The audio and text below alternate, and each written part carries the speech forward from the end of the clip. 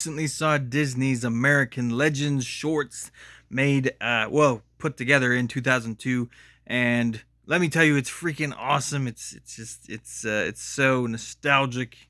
I love those when I was a kid, and this is, I mean, some of the best work in shorts that Disney has ever done, and this was way before Disney turned into the egotistical, moronic, just propagandist fools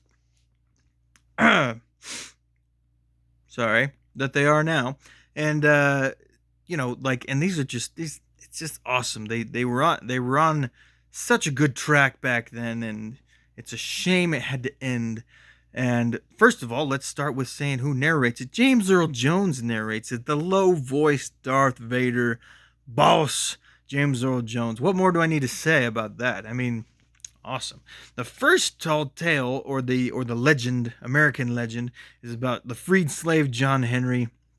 Apparently, John Henry was an actual person, but as the story goes, he was a freed slave. He decides that he wants to work on railroads, and he ends up being one of the very best at working on railroads. And he's and there's a song that survives to this day called "John Henry Was a Steel Driving Man," and he's the best at it. He's super big and strong, and they have so many clever songs, and just there's something so powerful about this story and about the way that they spin it.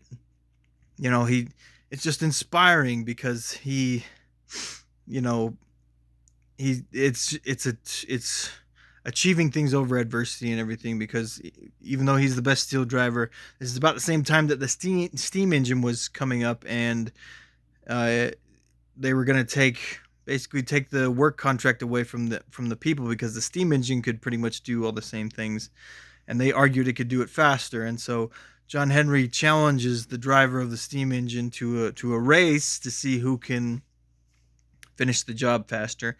And it's getting pretty close until they hit the side of a mountain. And even in real life, they say this happened. Two sledgehammers, one in each hand. John Henry punches into the side of a mountain and goes deeper than the steam engine and beats it. And it is. And he ends up dying because of the exertion and because of the stress on his heart. With a hammer still in his hand. Oh, like, if that is not just inspiring and just the sickest thing you've ever heard, I don't know what to tell you. It's just an awesome story. Apparently, it was real. Well, a little bit of it was real, at least. I don't know all the details, but the Big Bend Tunnel in West Virginia, there is a monument to John Henry. So quite a story, quite a story. And so the second story is about Johnny Appleseed. I don't know how many people know about that person these days, but Johnny Appleseed was alive. He was an actual person who was alive in the frontier days, and he loved to plant apple seeds. Anyway, the story goes that he's watching all these people going out west, and they're singing, and they're so jolly, and he's just this tiny little twerpy dude who all he knows how to do is grow apple trees, and he's just kind of like, oh well, I guess I'll never be like them. I'm just too much of a wuss, I guess. And then an angel appears to him, that looks like a frontiersman, but apparently it's an angel, and tells him he needs to get out there. He needs to get out there and go out west. And he's like, but all I know how to do is plant apple trees. And he's like, then go plant apple trees, for crying out loud, Johnny. Get out there. And so Johnny gets out there, and he starts planting all these apple trees. And across time, it so happens that these apple trees are responsible for feeding the pioneers as they're going west. Okay, or at least they're very helpful in doing so. And that's how the legend goes. That's how the folk tale goes. And for the rest of his life, that's all he's trying to do. He's trying to find plots for growing more apple trees. A very versatile, very useful fruit, and he was just very passionate about it. Just like can't fight the passion, And he's out there singing, and he's jolly, and he knows God is smiling upon him for his labor, that sort of thing. You know, Such a wholesome, good, warm little short, and it's an older animation style. Like, we're almost getting back to freaking uh, Snow White times with this animation style. One of the older ones, But one note about this is that it also probably has one of the most heartwarming, wholesome death scenes ever done, I think, by anyone, And the angel reappears to him after he has passed away from old age, under an apple tree.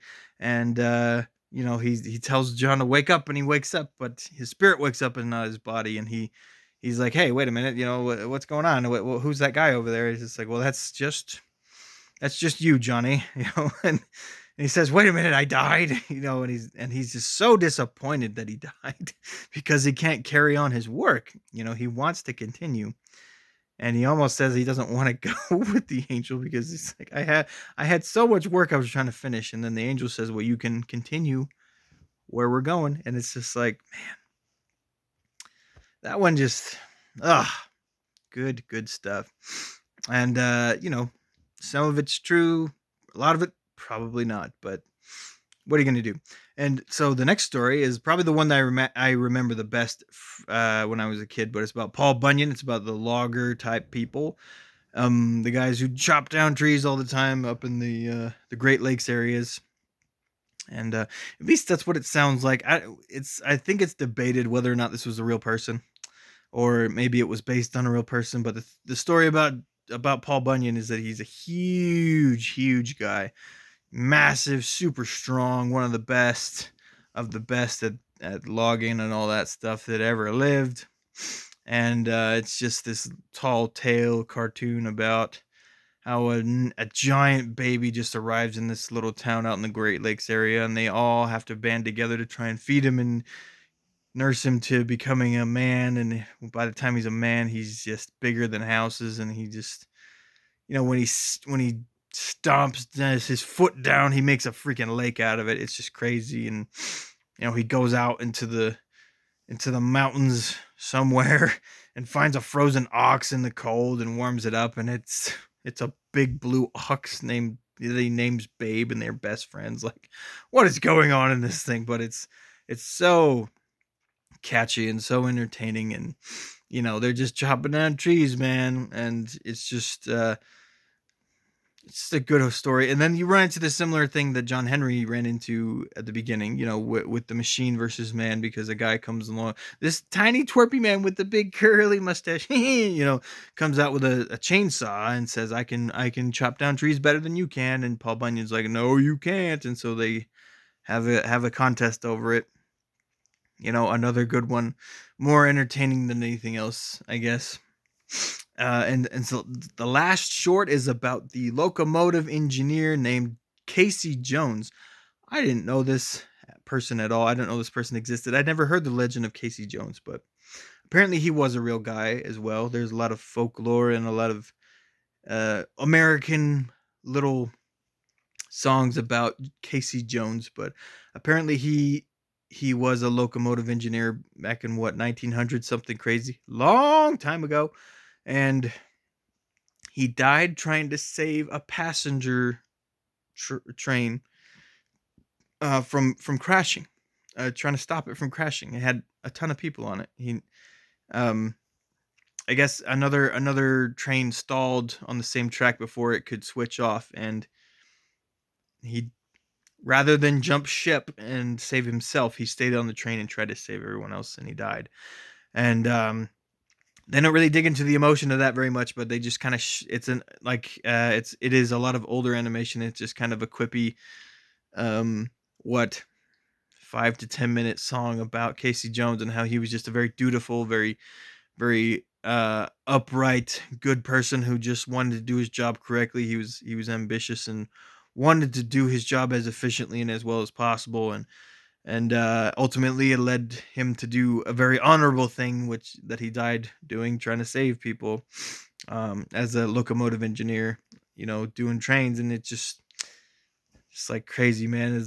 To know that is even close to being a real thing is fantastic. And it inspires you, because then at the end, James Earl Jones is just like, I hope you are inspired. I hope you have learned and or felt something from these stories. And then he asks, who will be the legends of our time? Could it be you? And there's just like this, like every kid should see this because it can empower you and enliven you with a purpose or a dream or something. It can give you something you didn't have before, with perspective and lots of other things. You just like this is when it was done right, you know. Not trying to be flashy, it's just trying to give you something to think about a little bit and to be inspired by, if not entertained by anyway. So, the American Legends Disney shorts, I recommend it 100%. Show it to your kids, man. Just just do it. It's good stuff. It's good stuff.